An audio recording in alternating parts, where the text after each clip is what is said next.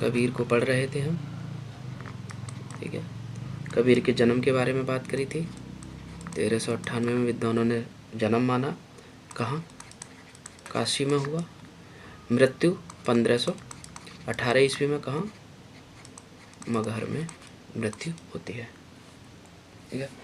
इसको याद रखना है। बात ये भी हुई थी कि कबीर जो है जो निर्गुण धारा वाली जो धारा है भक्ति काल की, निर्गुण जो धारा है जैसे हम संत काव्य कहते हैं, उसके प्रतिनिधि कवि हैं और उन्हीं से एक प्रकार से संत परंपरा आगे चलती हुई आपको दिखाई देगी। इसके अलावा हमने ये भी बात करी थी कि इनके जो माता पिता थे वो नीरू और नीमा नाम से थे। इनकी जो पत्नी थी उनका नाम लोई था। इनसे इनको एक पुत्र एक पुत्री की प्राप्ति हुई, है ना। तो आरंभिक जानकारी। फिर हमने ये भी देखा कि कबीर ने जो है बीजक, उनकी रचना उनके शिष्य धर्मदास ने इसको संपादित किया। कब किया? 1464 ईस्वी में किया इसको। बीजक के भी आपको 3 हिस्से की बात हमने करी थी। 3 चीज़ें दिखाई देती हैं। साखी, साखी को ही साक्षी कहा जाता है। फिर शब्द की बात होती है, शब्द का मतलब शब्द, और फिर रमीनी, है ना। ये 3 हिस्से आपको दिखाई देंगे। ये बात हम पूरी तरीके से कर चुके हैं। फिर हमने कबीर की भाषा के बारे में बात करी। कबीर को भाषा को लेके अलग अलग विद्वानों के अलग अलग मत। 3 मतों पे हमने बहुत महत्वपूर्ण ये कहा था कि इसको ज़रूर आप ध्यान में रखिएगा। तो शुक्ल के अनुसार सदुक्कड़ी भाषा, हजारी प्रसाद द्विवेदी कहते हैं वाणी का डिक्टेटर,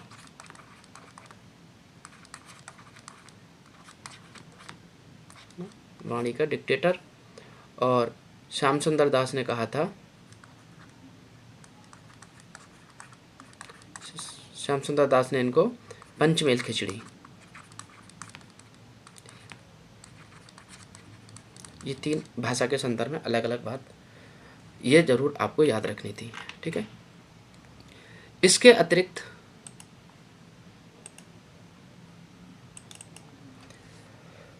कुछ हमने कथनों पे भी बात करी थी। और कल जब हम अंतिम कथन पे बात कर रहे थे तो हमने बात करी थी कि आचार्य हजारी प्रसाद द्विवेदी कहते हैं कबीर के बारे में कि आज तक हिंदी में ऐसा जबरदस्त व्यंग्यकार नहीं हुआ, या व्यंग्यकार या व्यंग्य लेखक नहीं हुआ।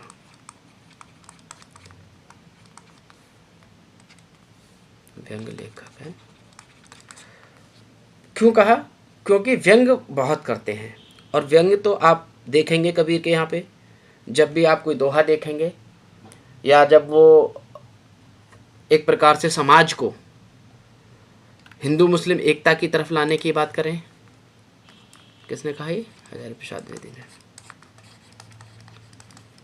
हिंदू मुस्लिम एकता की बात कर रहे हों या फिर ज्ञान की बात कर रहे हों या वहाँ आडंबरों का विरोध कर रहे हों, तो जब भी आप कबीर को, उनके लेखन को, उनकी कविता को पढ़ेंगे तो आपको अनुमान होगा, आपको पता चलेगा कि वो बड़े ही प्यार से, है ना, बड़े ही सहज रूप से व्यंग करेंगे।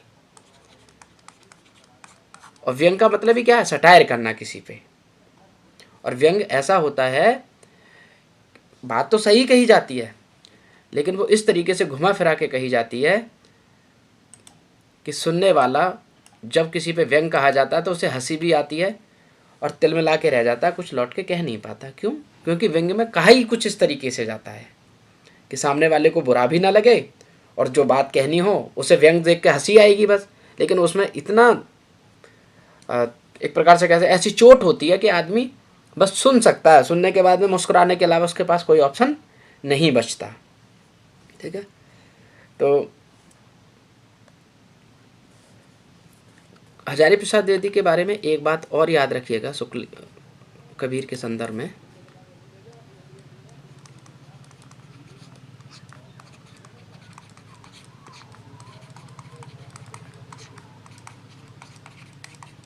आचार्य हजारी प्रसाद द्विवेदी, ठीक है।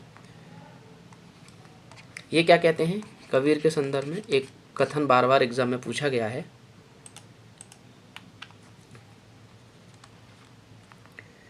वे कौन? कबीर। कि वे सिर से पैर तक मस्त मौला, है ना, किसी चीज की कोई परवाह नहीं, बेफिक्र, कि सिर से पैर तक मस्त मौला, स्वभाव से फक्कड़, फक्कड़ कहते हैं ना, एक फकीरी टाइप का जीवन, किसी चीज की कोई परवाह नहीं करना, फक्कड़ है भाई। ये तो फकीर से ही बना है ना फक्कड़, ये उनको कोई डर नहीं है क्योंकि उनके पास होने को कुछ नहीं है। तो स्वभाव से फक्कड़, आदत से अक्खड़, और अक्खड़ का मतलब कि एक प्रकार से अकड़ में रहना, है ना, किसी की नहीं सुनना, है ना, बड़ा अक्कड़ है, अकड़ू है, आज के समय में कहते हैं ना। तो आदत से अक्खड़, भक्त के सामने निरीह, निरीह कहते हैं बिल्कुल कमज़ोर होना। अगर कोई भक्त हो तो उसके सामने बिल्कुल कमज़ोर हो जाएंगे, निरीह हो जाएंगे। और भेषधारी कोई आ जाए, भेषधारी यानी जो भेष धारण करके घूमते हैं। अब भेष धारण करने के लिए आप कोई भी अर्थ ले लीजिए, चाहे तो हिंदू धर्म के अनुसार जो भगवा कलर के कपड़े पहन लेते हैं, या बिल्कुल एकदम धार्मिक रूप रंग में अपने आप को ढाल लेते हैं, उस तरीके की पूरी वेशभूषा होती है। या मुस्लिमों को ले लीजिए, है ना, या बौद्धों, किसी को भी ले लीजिए। भेषधारी का मतलब यही है कि जो पूरे तरीके दूर से देख के ही जिसको पता चल जाए कि ये किस धर्म का है, यानी किस परंपरा से सामने वाला आ रहा है, उसका पूरा भेष ऐसा होगा। तो भेषधारी के सामने प्रचंड, है ना, कि भेषधारी के सामने प्रचंड हो जाएंगे। दिल से साफ, कौन है ये? सब कबीर के बारे में बात हो रही है कि दिल से साफ, दिमाग से दुरुस्त। दिमाग से दुरुस्त का मतलब दिमाग एकदम परफेक्ट है, दुरुस्त है। और भीतर से कोमल,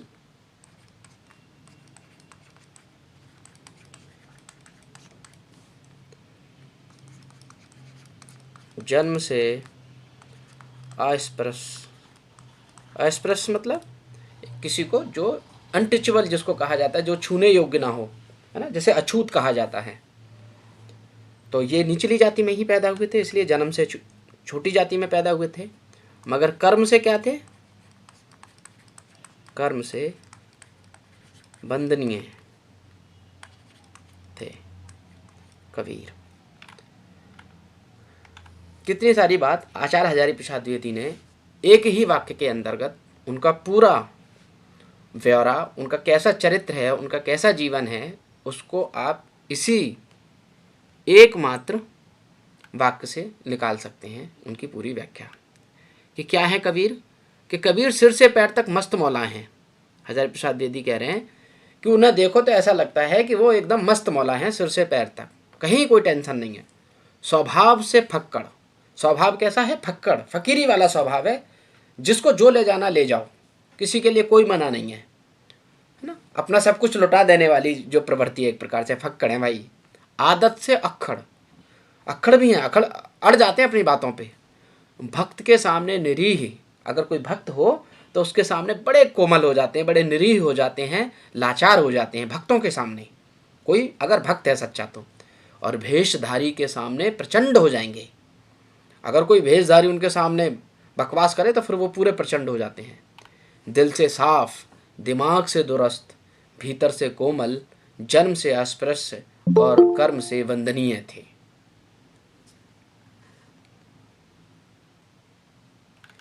तो इस तरीके से आप देखेंगे आचार्य हजारी प्रसाद द्विवेदी कबीर के बारे में ये बात करते हुए और इससे आप अनुमान लगा सकते हैं कि कबीर का कितना प्रभाव आचार्य हजारी प्रसाद द्विवेदी पे था, कबीर को वो कितना पसंद करते थे। आप ऐसे वाक्यों से अनुमान आसानी के साथ लगा सकते हैं। एक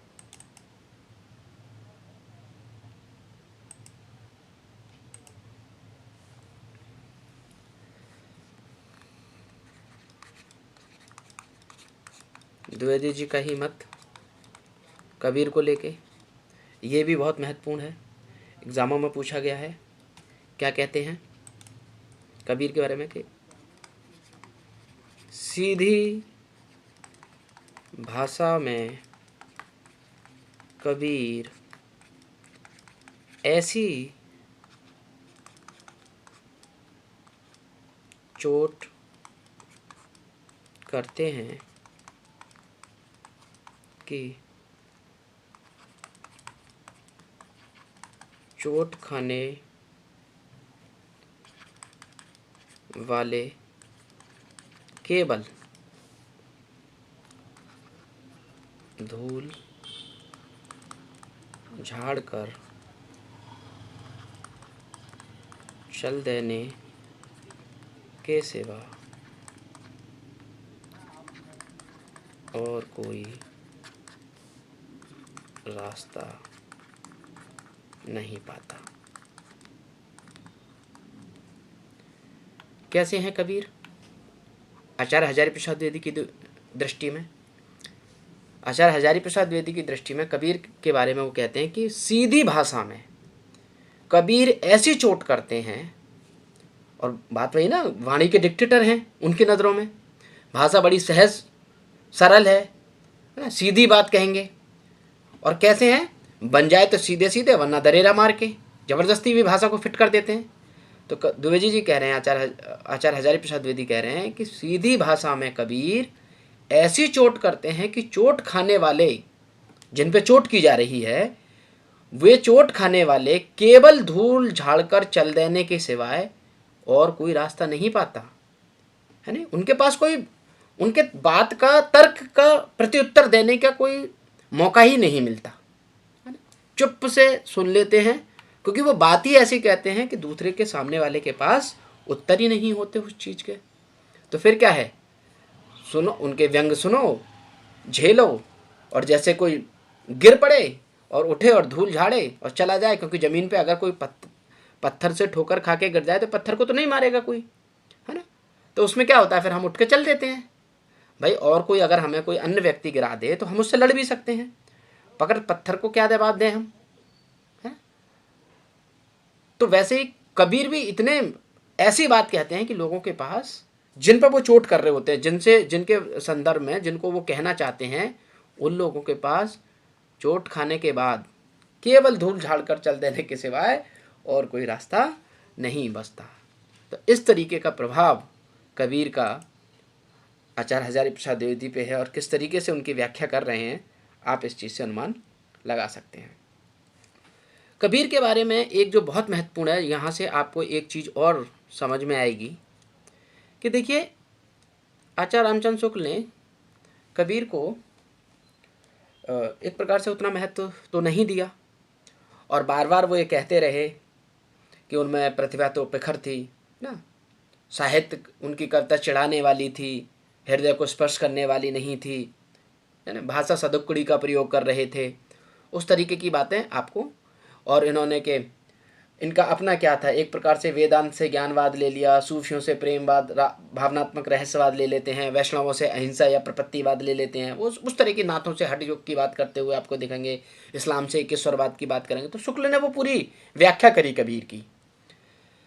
लेकिन अगर आप एक चीज़ को ध्यान पे देखें, और ये भी कहा शुक्ल ने कि जो अशिक्षित जनता है उस पर ज़्यादा प्रभाव था कबीर का। चमत्कार करते थे एक प्रकार से, है ना, उनकी वाणियों में ऐसा चमत्कार होता था। और वाग वैचित्रवाद की बात की उन्होंने कि वाग वैचित्र होता था, चमत्कार होता था, जिससे अशिक्षित जनता पर उनका बहुत प्रभाव पड़ता था। ये कह रहे थे शुक्ल, आचार्य रामचंद्र शुक्ल कबीर के बारे में। लेकिन अगर आप एक चीज़ को ध्यान से देखें, कबीर ही एक ऐसे संत कवि हैं जहां से किसी भी मार्ग पर जाने के लिए रास्ता क्लियर है। आप भक्ति की तरफ जाना चाहते हैं, कबीर की कविता पढ़ो, भक्ति की तरफ निकल जाओ। आप कबीर को पढ़ो, ज्ञान मार्ग की तरफ जाना चाहते हैं तो ज्ञान मार्ग पर निकल जाओ, है ना। कबीर को पढ़ो तो अशिक्षित जनता की तरफ चले जाओ, वो समझ लेगी। कबीर को पढ़ो तो शिक्षित जनता पे प्रभाव पड़ेगा पूरा। यानी आपको चारों तरफ की संभावनाएं कबीर में दिखाई देंगी। और इसी चीज को आधार बनाकर उनके बारे में हजारी प्रसाद द्विवेदी कहते हैं, और बहुत महत्वपूर्ण कोड है ये, उनसे आपको पता चलेगा कि कबीर की व्याख्या।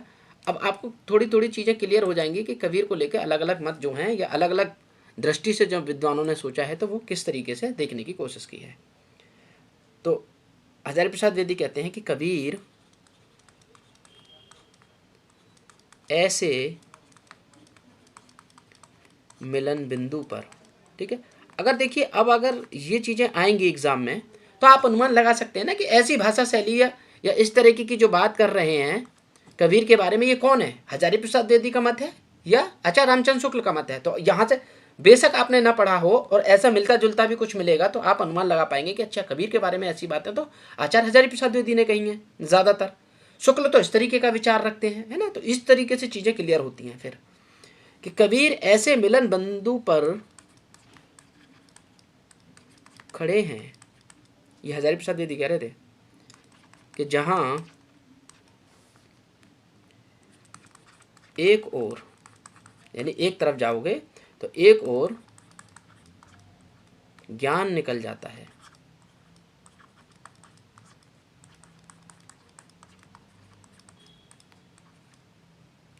और दूसरी ओर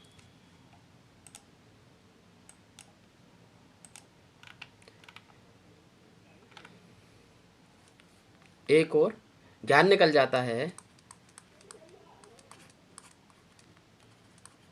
दूसरी ओर अशिक्षा, या आप एक प्रकार से, क्योंकि ज्ञानी पुरुषों की तरफ ज्ञान भी, या तो ज्ञान से उनको समझ लीजिए या अशिक्षा से उनको समझ लीजिए। फिर कहते हैं जहां एक ओर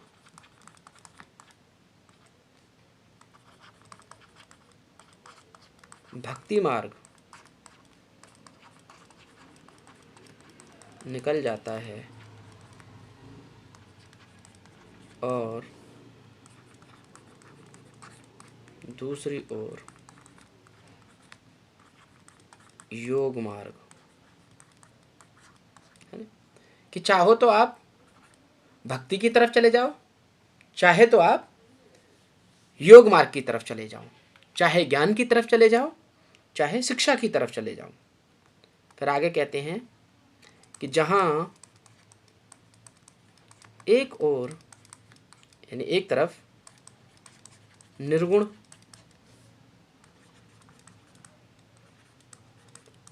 भावना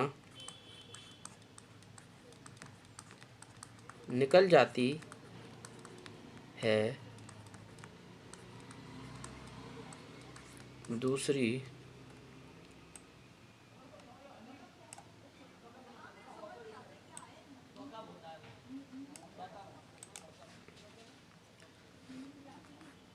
दूसरी ओर सगुण साधना, है ना।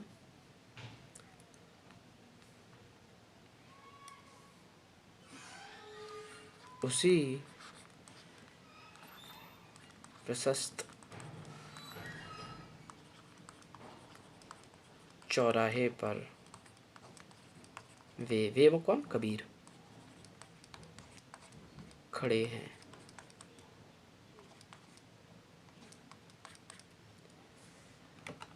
कि अगर आपको कबीर के बारे में जानना है तो हजारी प्रसाद द्विवेदी क्या कह रहे हैं कि आप अगर कबीर को पढ़ेंगे या कबीर को देखें तो कबीर एक ऐसे मिलन बिंदु पर हैं, यानी बिल्कुल एकदम ऐसे सेंटर में खड़े हुए हैं कि जहाँ से ज्ञान मार्ग की तरफ भी निकला जा सकता है, अशिक्षा की तरफ भी जाया जा सकता है।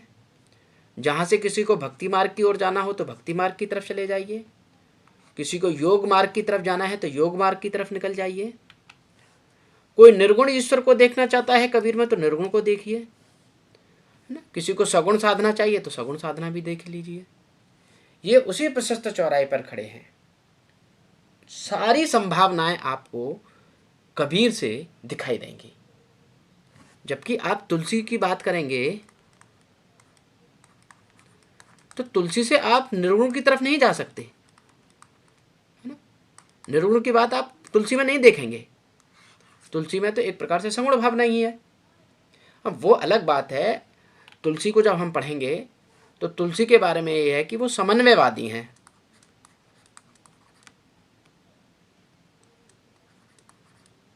है ना। समन्वयवादी हैं वो। उन्होंने हर विरोधी चीज़ों को एक जगह खड़ा करने की कोशिश की है। लेकिन ज्ञान की बात तुलसी के यहाँ नहीं है। तुलसी के यहाँ तो भक्ति है, एक प्रकार से शरण में, ईश्वर की शरण में खुद को छोड़ दो, शरणागति की भावना। लेकिन कबीर के यहाँ पे आपको तुलसी के यहाँ हठयोग नहीं मिलेगा, मगर कबीर के यहाँ पे हठयोग भी मिलेगा और भक्ति भी मिलेगी। तो हजारी प्रसाद द्विवेदी ये कह रहे हैं कि कबीर एक ऐसे मिलन बिंदु पर खड़े हैं जहाँ से एक ओर ज्ञान निकल जाता है, दूसरी ओर अशिक्षा चली जाती है। जहाँ से एक ओर भक्ति मार्ग निकल जाता है, दूसरी ओर योग मार्ग भी चला जाता है ना। आप निर्गुण भावना भी निकल जाएगी, सगुण भावना भी निकल जाएगी। वो ऐसे चौराहे पर खड़े हैं। उतनी सारी संभावनाएं कबीर के अंतर्गत आपको दिखाई देंगे। एक बात और याद रखिएगा, जब राम की बात करते हैं ना कबीर, तो कबीर के जो राम हैं वो रामानंद वाले जो राम हैं, यानी वो जो दशरथ पुत्र हैं,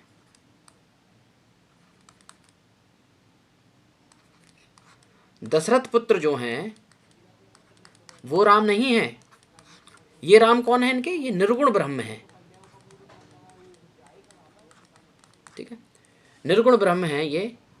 और कैसे? वो खुद कहते हैं ना, राम नाम का मरण है आना।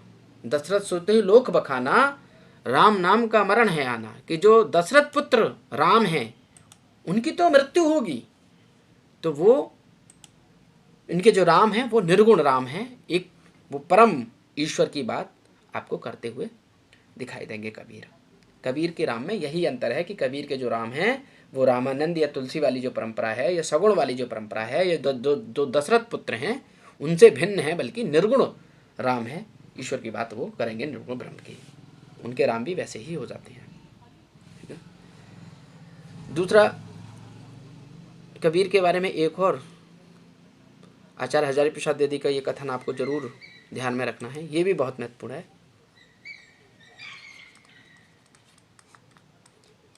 हिंदी साहित्य के 1000 वर्षों के इतिहास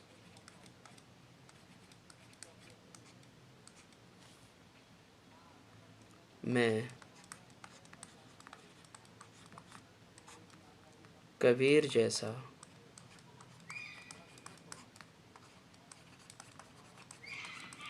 व्यक्तित्व लेकर कोई उत्पन्न नहीं हुआ।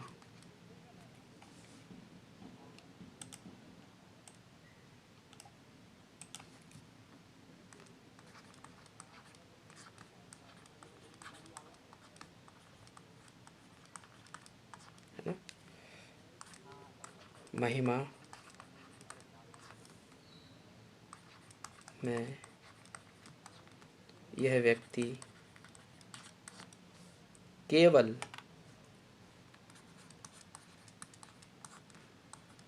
एक ही प्रतिद्वंदी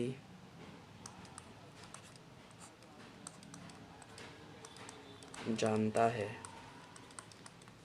तुलसी।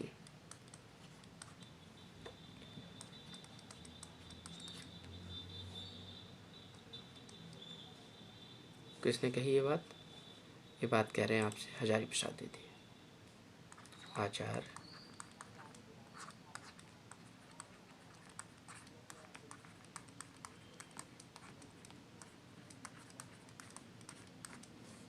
हजारी प्रसाद द्विवेदी।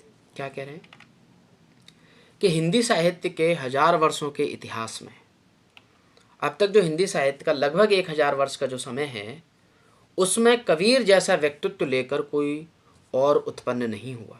ऐसा व्यक्तित्व फिर और किसी में नहीं दिखाई देता जैसा कबीर का था।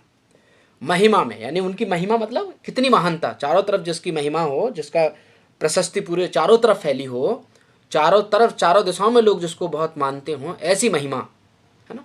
महिमा में यह व्यक्ति केवल एक ही प्रतिद्वंदी जानता है कि अगर किसी को इसके सामने खड़ा करना हो, महिमा में, प्रसिद्धि में, समाज में जिसकी मान पूछ हो, है ना, समाज में जिसकी वाहवाही हो, अगर ऐसी कोई महिमावान व्यक्ति इसका कोई आपको विरोधी खड़ा करना पड़ेगा तो वो कौन है? सिर्फ तुलसीदास हैं, अन्यथा और कोई आपको नहीं दिखाई देता कि जो कबीर से टक्कर ले पाते हों। इसका मतलब यही हुआ सीधा कि हिंदी साहित्य के 1000 वर्षों के इतिहास में कबीर जैसा व्यक्तित्व, कबीर जैसा चरित्र और कोई पैदा नहीं हुआ। सिर्फ अगर आप कबीर की तुलना किसी से कर सकते हैं या तो वो हैं सिर्फ तुलसीदास। तुलसीदास के अतिरिक्त कबीर की तुलना और किसी से नहीं की जा सकती। और ये कौन कह रहे हैं? आचार्य हजारी प्रसाद द्विवेदी। क्यों करी इन्होंने तुलसी से ही तुलना कबीर की? क्योंकि तुलसी किसके पसंदीदा कवि हैं?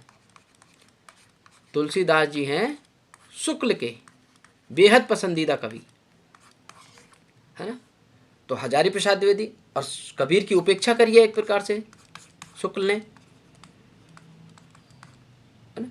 और हजारी प्रसाद द्विवेदी किसको पसंद करते हैं? कबीर को। तो फिर तुलना भी कहाँ करी है उन्होंने? इसीलिए तुलसी से वो तुलना करते हैं कि आप जिसको सबसे बड़ा कवि मान रहे हैं शुक्ल के, क्योंकि मान्यताओं को तो चुनौती वही दे रहे हैं कि तुलसी सबसे बड़े कवि हैं, ठीक है, मगर कबीर भी अगर किसी से तुलना करने योग्य है तो सिर्फ तुलसी से ही है और किसी से नहीं है।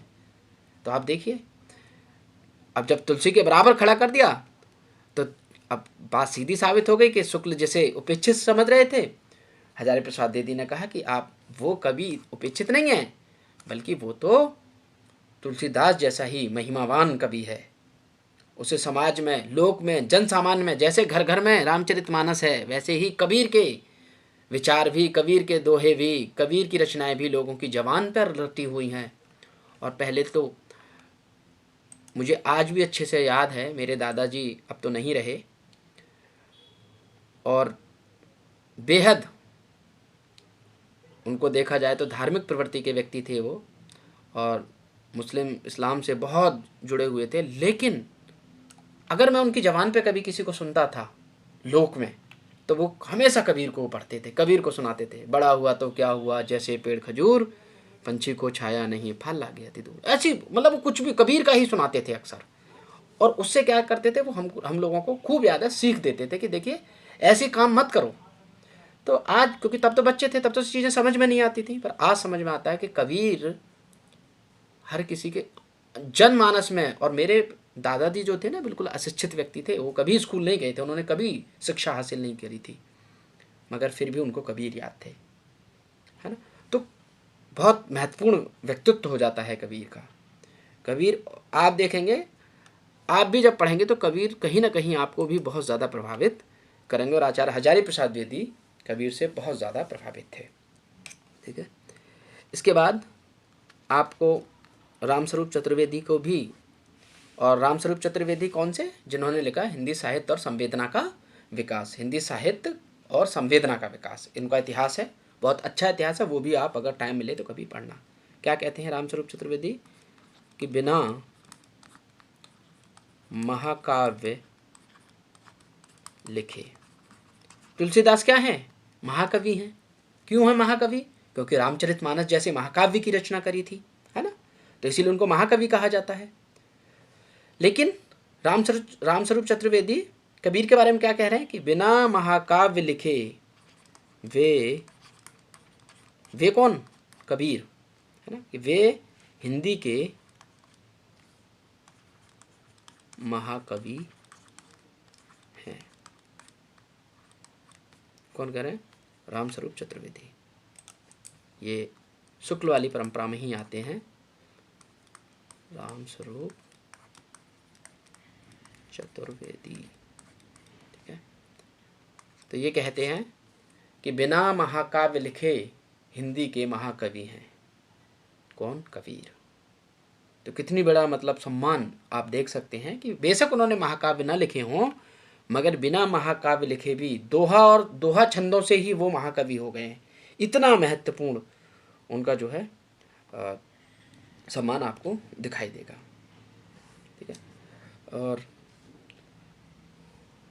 इसके अलावा एक मत और आपको याद रखना चाहिए, क्योंकि शुक्ल हो गए, हजारी प्रसाद द्विवेदी हो गए, रामस्वरूप चतुर्वेदी हो गए, बच्चन सिंह रह गए। बच्चन सिंह का भी और देख लेंगे। और बच्चन सिंह कौन? हिंदी साहित्य और संवेदना का विकास, संवेदना का विकास, इसको इनका हिंदी साहित्य,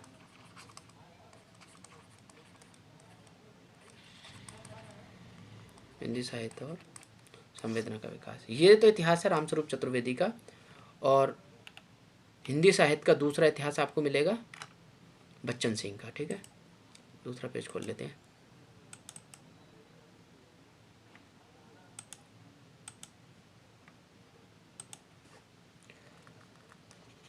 बच्चन सिंह का भी देख लेते हैं, बहुत महत्वपूर्ण है कि कबीर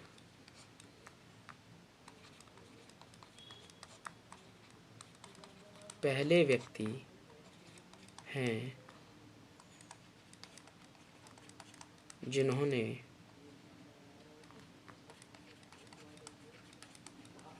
विभिन्न धर्मों, संप्रदायों,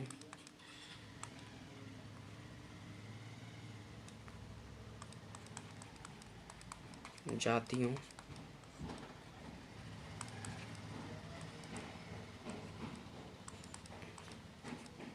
वर्णों को नकार कर ऐसे समाज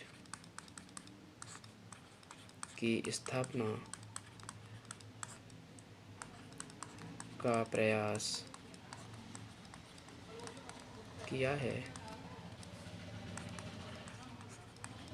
जिसमें धर्म, संप्रदाय, ऊंच नीच,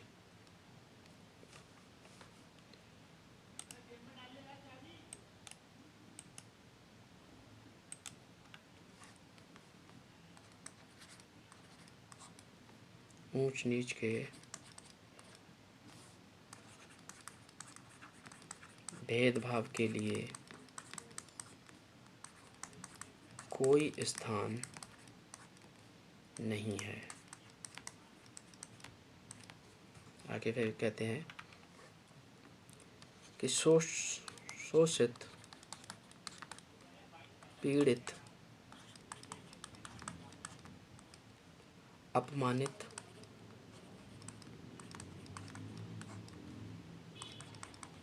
जन समाज के दुख से जितना सरोकार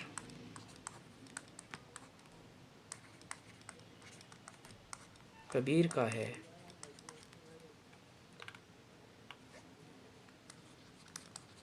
भक्ति काल के अन्य किसी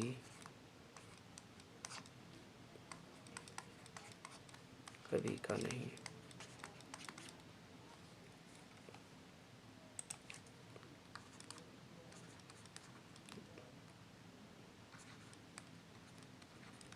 डॉक्टर बच्चन